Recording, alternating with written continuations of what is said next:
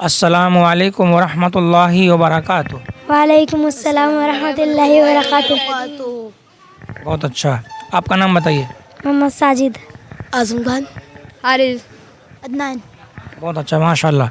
देखिए दोस्तों, आजकल कितनी कड़ाके की ठंडी पड़ता है, सबको पता है। माशाल्लाह देखिए, कड़ाके की ठंडी में बच्चे लोग जो है सुबह सुबह 6 बजे 7 बजे 8 बजे मकतब में मदरसे में पढ़ने के लिए जाते हैं।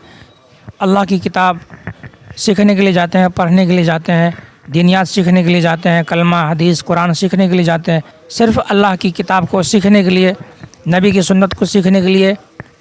तो माशाल्लाह बच्चे के लिए आप भी दुआ करिए, इनको अच्छे हाफिज़ बनाए, अच्छे आलिम बनाए, अच्छे डॉक्टर बनाए, अच्छे इंजीनियर बनाए। माशाल्लाह, जज़ाकल्लाह। हम जो है इस्लामिक सवाल जवाब करते हैं, ठीक है, इससे बहुत लोग सीखते हैं।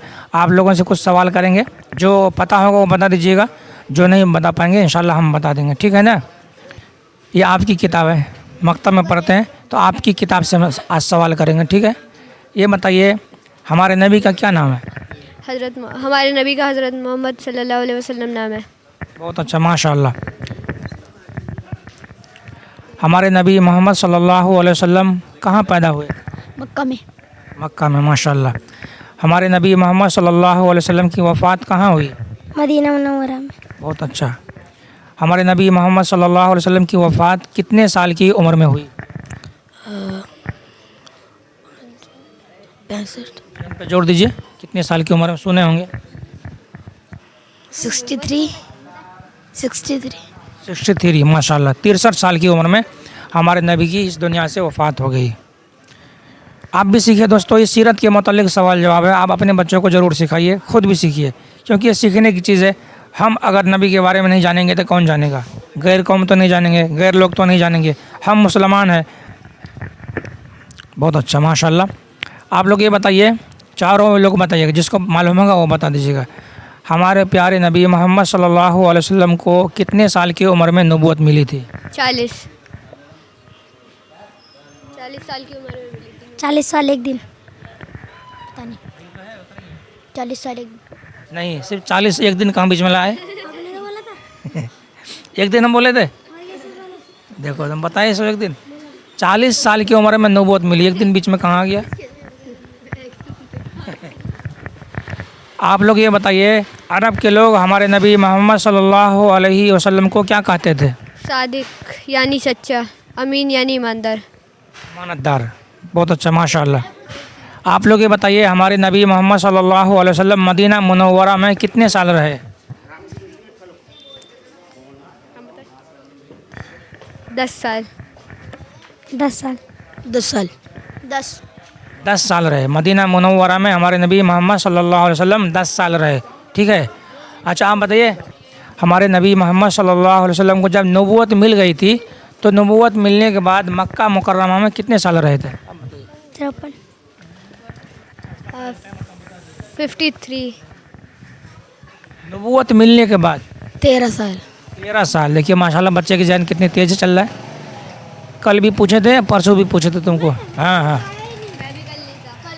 नबूवत मिलने के बाद हमारे नबी मोहम्मद सल्लल्लाहु अलैहि वसल्लम मक्का में 13 साल रहे। मालूम हो गया ना? सुने, सिखा रहे थे, उधर घूम रहे हो। नबूवत जब मिल गई थी तो मक्का में 13 साल रहे, 13 साल, ठीक है, मालूम हो गया। ये मक्का में जो है नबूवत मिलने से पहले और नबूवत मिलने के बाद टोटल कितने साल रहे? एक सवाल ये भी है, अब बताओ। 23 साल। 63 साल। क्या पूछा है? हमारे नबी मोहम्मद सल्लल्लाहु अलैहि वसल्लम मक्का में नबूवत मिलने से पहले और नबूवत मिलने के बाद टोटल कितने साल रहे? 53। ठीक है ना। 53 साल मक्का में रहे, 10 साल मदीना में रहे थे, ठीक है। हमारे नबी मोहम्मद सल्लल्लाहु अलैहि वसल्लम के बाद कोई दूसरे नबी भी आएंगे? नहीं। नहीं। नहीं। हाँ, हमारे नबी आखिरी नबी है। हमारे नबी मोहम्मद सल्लल्लाहु अलैहि वसल्लम के बाद अब दूसरा कोई नबी नहीं आएंगे। नबूवत का दरवाज़ा बंद हो चुका है, अब नबी नहीं आएंगे। अब अगर कोई ये दावा करता है कि हम नबी हैं, मुझे नबी मानो, तो वह झूठा है, मक्कार है, उसको नबी नहीं मानना चाहिए, क्योंकि नबूवत का दरवाज़ा बंद हो चुका है, ठीक है। इतना ये ईमान होना चाहिए हम लोगों की कि अब नबी नहीं आएंगे, ठीक है।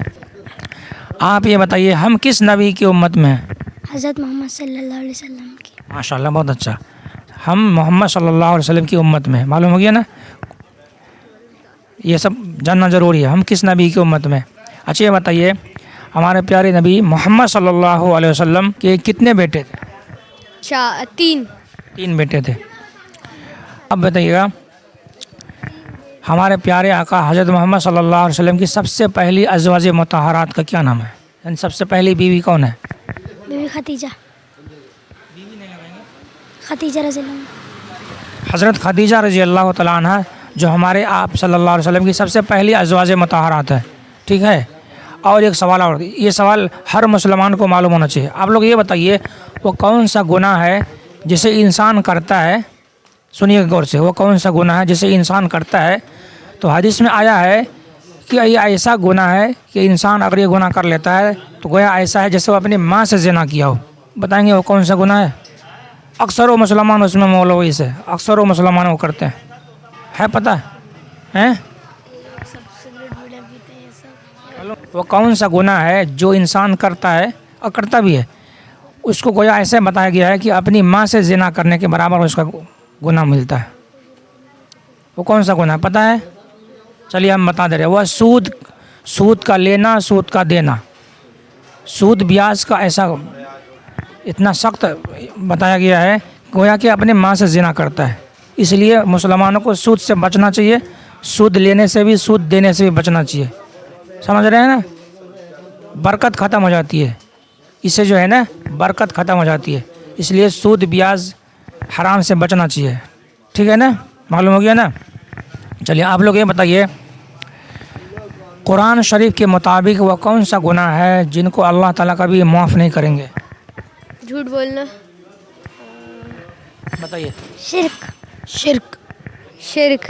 शिरक।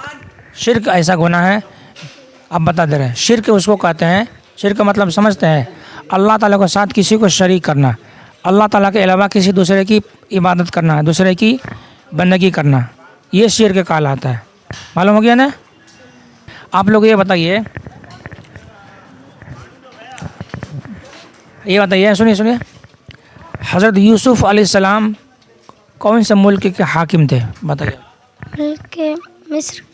मिस्र के हाकिम थे। जब हम कहीं पे सफ़र पे निकलते हैं, सफ़र पे जाते हैं, या बस पे बैठे या ट्रेन पे या हवाई जहाज़ या छोटी गाड़ी हो या बड़ी गाड़ी हो, तो कौन सी दुआ पढ़ते हैं? सफ़र की दुआ। सुब्हानल्लाज़ी सख्खरना व हाज़ा व मा कुन्ना लहू मुक़रिनीन व इन्ना इला रब्बिना लमुनक़लिबून। माशाअल्लाह, बहुत अच्छा। ये सफ़र की दुआ है। जब भी हम सफ़र पे निकले ना, ये दुआ ज़रूर पढ़ना चाहिए, क्योंकि सफ़र होता है। जब ये दुआ हम पढ़ लेंगे तो अल्लाह ताला हमारी हिफाजत करते हैं। चलो आप ये बताओ, जब हम दूध पीते हैं तो दूध पीने के बाद क्या पढ़ते हैं? दुआ अल्हम्दुलिल्लाह अल्लाहुम्मा बारिक लना फ़ीही व ज़िदना मिन्हु। अल्लाहुम्मा बारिक लना फ़ीही व ज़िदना मिन्हु। ये दूध पीने की दुआ है। दूध जब भी पिए दुआ पढ़ना चाहिए। ठीक है। चलिए आप ये बताइए, अगर हम कहीं पे दावत खाने के लिए जाते हैं, किसी के यहाँ मेहमानी जाते हैं या शादी में जाते हैं, तो हम कौन सी दुआ पढ़ते हैं दावत खाने के बाद? बताइए। याद नहीं है। हम बता दे रहे हैं, सिखा दे रहे हैं आज। अल्लाहुम्मा अतिम, पढ़िए, मन अतअमनी वस्क़ी मन सक़ानी। ये है दावत खाने के बाद की दुआ। ठीक, मालूम हो गया? आप लोग ये बताइए, नमाज के दौरान जब इमाम साहब समी अल्लाहु लिमन हमीदा कहते हैं, है जमात के दौरान, तो पीछे से मुक्तदी हजरात क्या कहते हैं? लकल हम्द। रब्बना लकल हम्द। रब्बना लकल हम्द। मुक्तदी पीछे से कहेंगे रब्बना लकल हम्द, है ना? अच्छा ये बताइए, जो नमाज पढ़ाते हैं, नमाज पढ़ाने वाले को क्या कहते हैं? आप बताइए। इमाम। बहुत अच्छा। अच्छा ये बताइए, आप जो अजान देते हैं, नमाज के लिए जो अजान देते हैं, उनको क्या कहते हैं? अज़ान वालों को मुअज्जिन साहब। मुअज्जिन साहब। अच्छा ये बताइए, जो तकबीर देते हैं, तकबीर नमाज के लिए, उन्हें क्या कहते हैं? तकबीर मोजिन कहते होंगे। मौलाना। मुकब्बिर। जो तकबीर देते हैं नमाज के लिए, उसे उन्हें क्या कहते हैं? मुकब्बिर। मालूम हो गया ना? अल्लाह अकबर, अल्लाह अकबर, अल्लाह अकबर, जब नमाज के लिए तकबीर देते हैं, उन्हें मुकब्बिर कहते हैं। ठीक है।